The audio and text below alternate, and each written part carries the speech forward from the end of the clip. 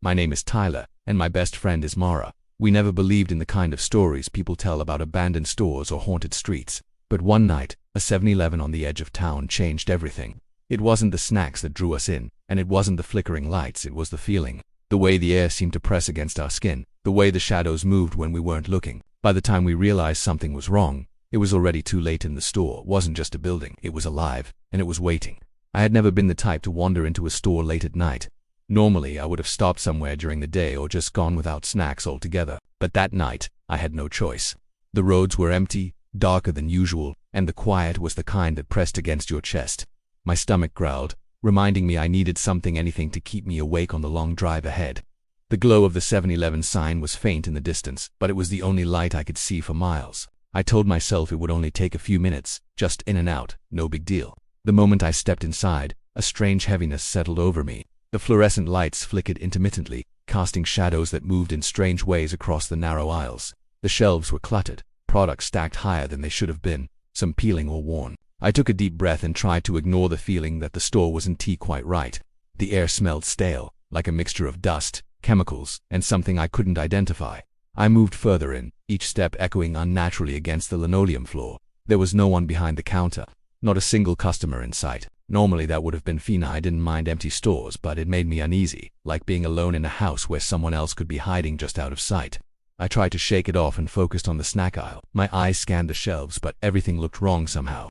Items were slightly out of place, leaning at odd angles, as if some invisible hand had rearranged them. A bag of chips caught my eye, and as I reached for it, a loud clatter came from the next aisle.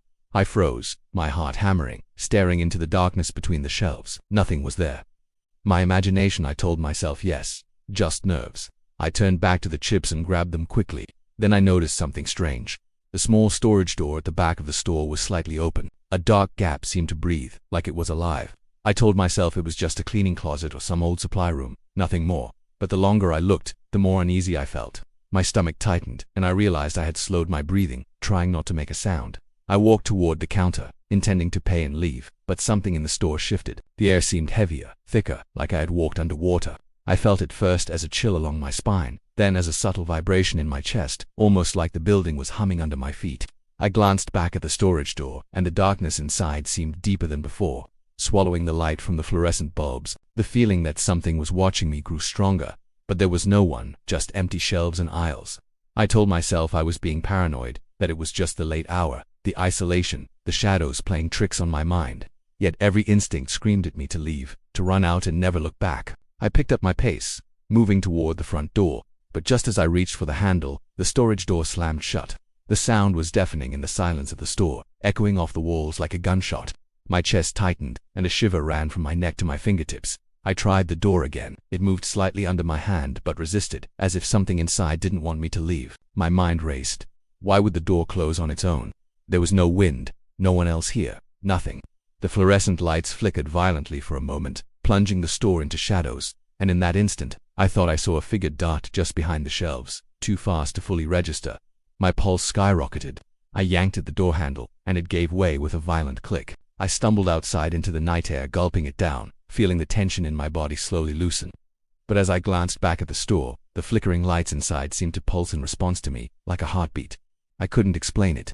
The shadows inside twisted and stretched across the aisles, briefly forming shapes that resembled faces, twisted and silent. My stomach lurched. I had never felt fear like this before, not the adrenaline-fueled kind, but a cold, creeping dread that sank into my bones.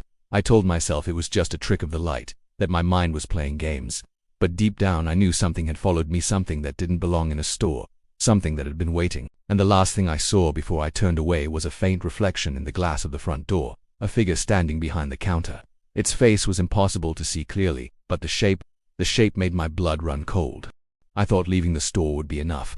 I told myself I was overreacting, that it had just been my imagination running wild in the flickering lights. But the moment I turned toward the checkout counter, I realized that something was still very wrong. The register was on, its screen glowing brightly in the dim store. Numbers scrolled across it, prices that made no sense, items I hadn't even touched appearing in the list. My stomach twisted at the sight, annoying fear crawling up my spine.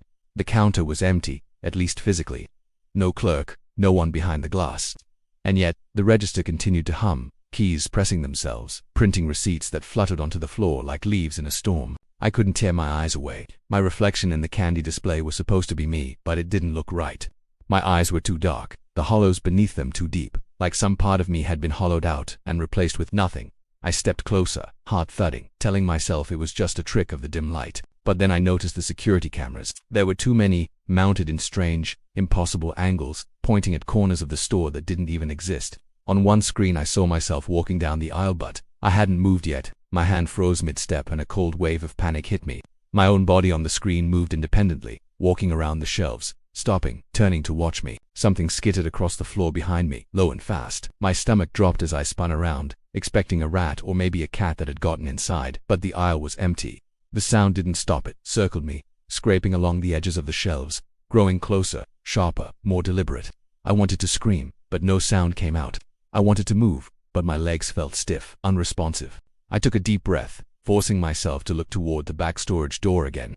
It had closed before, but now I swore it was slightly open, just enough to reveal a black void inside. And in that darkness, I thought I saw movement, something small, twitching, but impossibly quick. The feeling of being watched intensified, like dozens of eyes were fixed on me from the shadows. I couldn't tell if they were human, animal, or something else entirely. My mind screamed at me to leave, yet I couldn't move fast enough. The lights flickered violently, plunging the store into brief darkness, then back into that harsh fluorescent glare.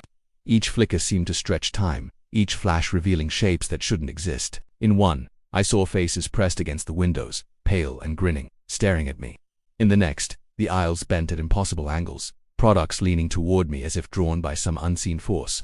I blinked, and it was gone, but the unease lingered, crawling under my skin. I tried to reach for the door again, desperate to escape. The handle felt heavier than before, as if resisting me. My heart pounded in my ears. The air grew colder, carrying a smell I couldn't identify. It, metal, and something sweet and cloying all at once. My breath came out in shaky clouds, and I realized I could hear whispers, not loud enough to understand, but insistent, almost coaxing, coming from the back of the store. They seemed to circle me, drifting across the aisles, brushing past me like invisible fingers. I turned toward the counter again, hoping for some anchor of normalcy.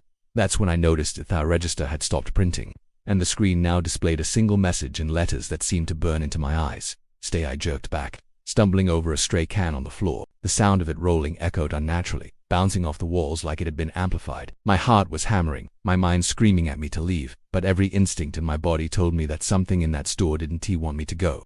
A shadow flickered across the back wall, elongated and jerky, almost like a puppet on broken strings. My breath caught as I realized it wasn't just a shadow. It had a form, human-like but distorted, with limbs that bent in impossible ways. It didn't move toward me. It didn't need to. I felt its presence pressing against me, cold and patient, waiting. The whispering grew louder, more urgent, but still impossible to understand. I tried to scream, but no sound escaped. I finally yanked at the door handle, my hands trembling so violently I thought they would snap.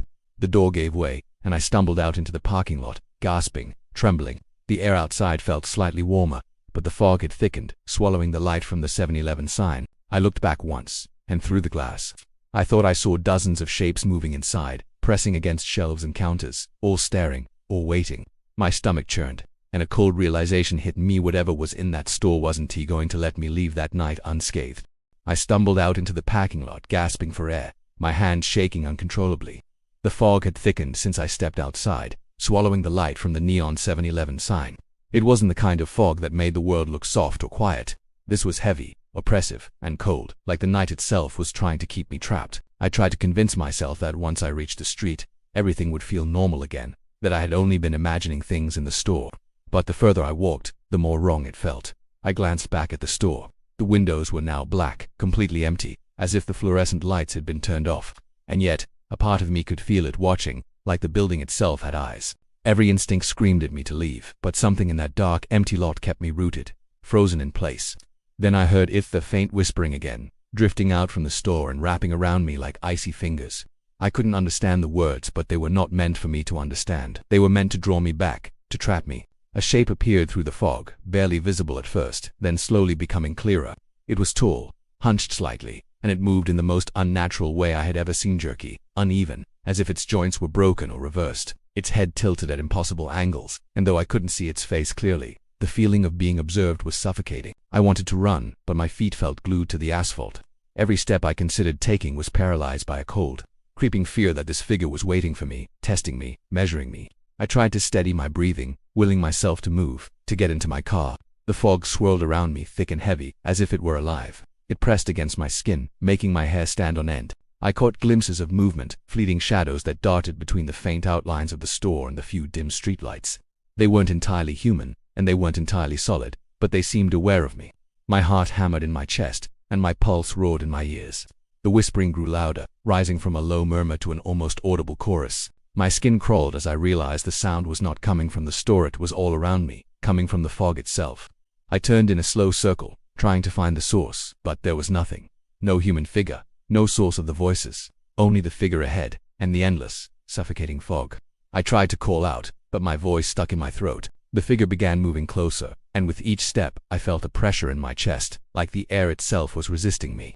Then I noticed the ground footprints had appeared in the fog behind me. At first I thought they were mine, but as I looked closer I realized there were two sets. One set was normal, matching my shoes. The other was larger, uneven, dragging along the asphalt, and the prints seemed to twist in impossible ways. I hadn't seen anyone behind me, but the evidence was clear. I was being followed. I backed up instinctively, my hands trembling, my eyes locked on the figure. It didn't speak, it didn't move quickly, but the presence of it was enough to make my stomach twist in fear. Then, without warning, the fog shifted, and I saw dozens of shapes emerging from it.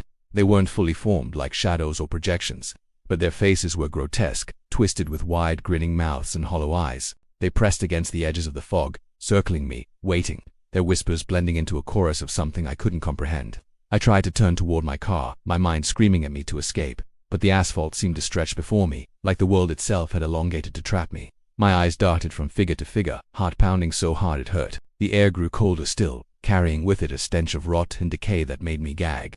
Then, in a sudden flash of movement, the tall figure was right in front of me. Its face remained obscured, but I felt its eyes dark and empty, boring into mine. My knees buckled, and I fell backward, sprawling on the wet asphalt. When I finally looked up, the fog had thickened even more, swallowing the shapes, swallowing the figure, leaving only the dim glow of the neon sign. But I knew it hadn't gone. I could feel it in the air, in the shadows, in my chest. Whatever had been waiting for me in the store was not finished. And as I crawled toward my car, I realized something terrifying. The parking lot, the fog, the empty streets, they were all part of it. It wasn't just the store. It was everywhere, and it was patient. I finally reached my car, hands shaking, my chest heaving. The fog clung to me like a second skin, heavy and cold, and every instinct screamed that I wasn't safe yet. I threw the door open and stumbled inside, slamming it shut behind me. The locks clicked, and for a moment I thought I might finally be safe. But the moment I looked inside, my stomach dropped. The driver's seat was empty, just as it should be, but the passenger side was wrong. Items I had never brought into the car were scattered across the seat, rotting food, strange trinkets, and bottles filled with dark, murky liquid. One item made my blood run cold, my own keychain dangling in plain sight as if someone or something had placed it there deliberately. I couldn't explain it. I hadn't touched any of these things, and no one could have put them there without me seeing. Yet there they were, mocking me. I tried to start the engine. The key turned, but the car only groaned, refusing to start. Panic surged, and I pounded the dashboard with trembling hands. The fog outside pressed against the windows, thick and suffocating, like it had seeped into the car with me. My breath formed small clouds that hung in the air, and I felt the temperature drop further, cold sinking into my bones. Then I saw it. In the rearview mirror, a shape was moving. At first I thought it was a trick of the fog, a shadow cast by the neon sign. But no, this figure was closer than the lot should have allowed. It was standing directly behind the car, impossibly still. Its head tilted slightly to one side, and its eyes, I couldn't see them clearly, but I could feel them. Cold, empty, watching, waiting. Every instinct screamed at me to move, but I couldn't. My hands refused to grip the wheel. My legs refused to push the pedals. I glanced at the passenger seat again, and the objects had shifted.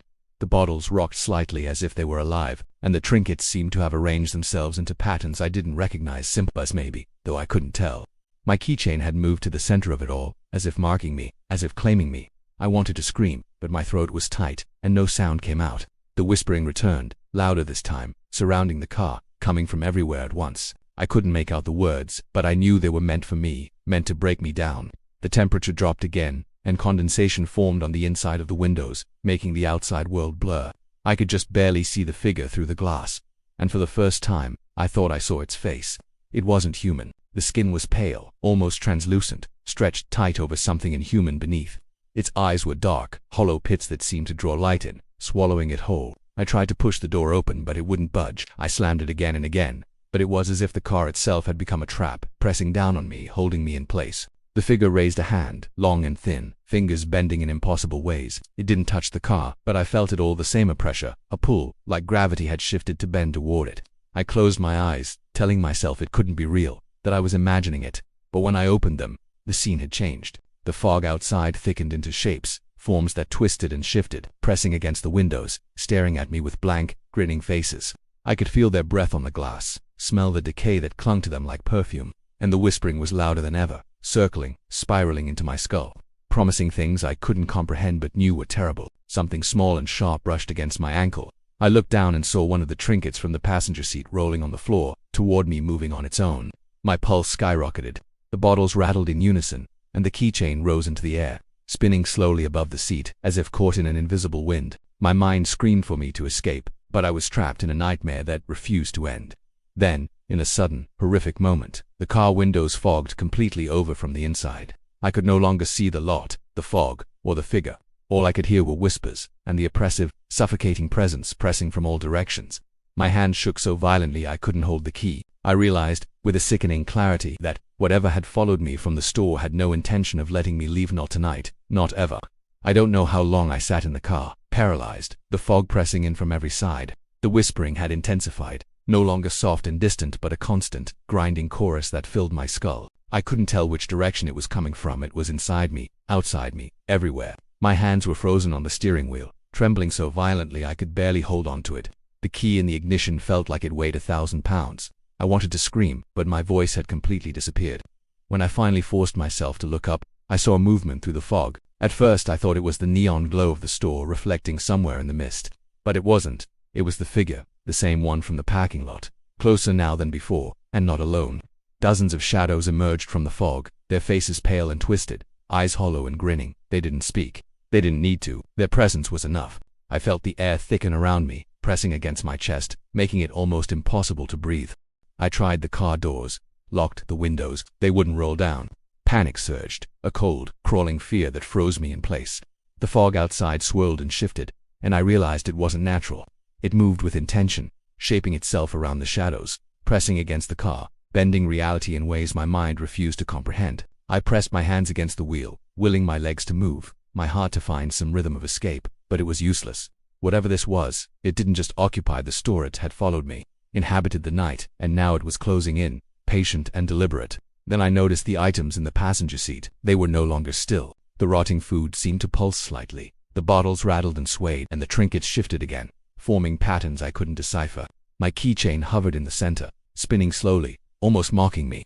A cold realization hit me like ice. The objects weren't just items, they were markers, warnings, symbols of possession, and I was already marked. The fog thickened even more, blotting out the neon sign completely. The shadows pressed against the windows, their distorted faces inches from the glass. I could see their mouths move, but no sound emerged. The whispering became a roar in my mind, incoherent yet terrifyingly precise, filling every corner of my consciousness. I could feel it in my bones, a message I couldn't understand but knew was final. The night had claimed me, and there was no way to fight it. Then something happened that made my blood freeze. The rearview mirror reflected not the lot behind me, but the inside of the store. I saw the aisles twisting and bending in impossible ways, the shelves leaning toward me. The storage room door was open again, and from the darkness, dozens of shadowy figures crawled forward. They weren't running, they glided, almost floating, and yet their presence felt heavier than gravity itself. One of them turned its face toward me, and I felt, rather than saw, a grin stretching impossibly wide across its pale, featureless skin. I tried to start the car again, desperate, fumbling with the key. The engine groaned and coughed, but didn't turn over. The fog pressed harder against the glass, and the shadows seemed to multiply, filling every inch of the lot. I realized with a sickening certainty that this wasn't just a haunted store. It was a trap, and I had walked straight into it. I was never meant to leave. Then, silence. Not the kind of quiet that comforts, but a silence so deep it felt like my own soul had been emptied. The whispering stopped, the fog paused, and for a moment, I could breathe. That moment lasted just long enough for me to realize the worst part.